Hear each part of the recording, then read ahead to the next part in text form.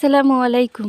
প্রিয় বন্ধুরা, চলুন আজ জেনে আসি শবে বরাতের রোজার সম্পর্কে। শবে বরাত একটি মর্যাদাপূর্ণ রাত। হিজরি শাবান মাসের 14 তারিখ দিবাগত রাতকে শবে বরাত বলা হয়। একাধিক সহিহ হাদিসে এই রাতের মর্যাদা প্রমাণিত। তাছাড়া এই রাতের মাহাত্ম্য সম্পর্কে রয়েছে বিশিষ্ট ইমামগণের নির্ভরযোগ্য বহু বক্তব্য। সহিহ বর্ণনা অনুযায়ী এই রাতে আল্লাহর আপার অনুগ্রহ নাজিল হয়। একই সঙ্গে অসংখ্য বান্দাকে তিনি ক্ষমা করে দেন। হাদিসে এসেছে, আল্লাহ তাআলা অর্ধ শাবানের রাতে সৃষ্টির দিকে রহমতের দৃষ্টি দেন, অতঃপর তিনি তার সকল সৃষ্টিকে ক্ষমা করে দেন, কেবল শিরককারী ও বিদ্বেষ পোষণকারী ছাড়া। সহিহ ইবনে হিব্বান হাদিস নাম্বার 3833। শবে বরাত উপলক্ষে অনেকে অন্যান্য আমলের পাশাপাশি 15 শাবান রোজা রাখেন। বিষয়টি শরীয়ত সম্মত কিনা জানার কৌতূহল রয়েছে অনেকের। এ সম্পর্কে হাদিসের নির্যাস হলো, শবে বরাতের তারিখ আইয়ামে বীজের অর্থাৎ প্রতি চন্দ্র মাসের 13, 14 ও 15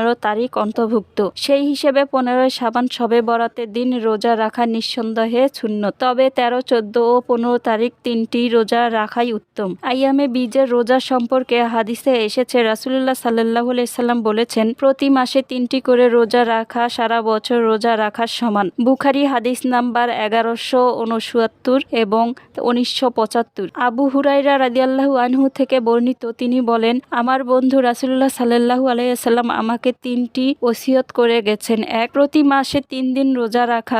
2 রাকাত চাশতের নামাজ পড়া। 3.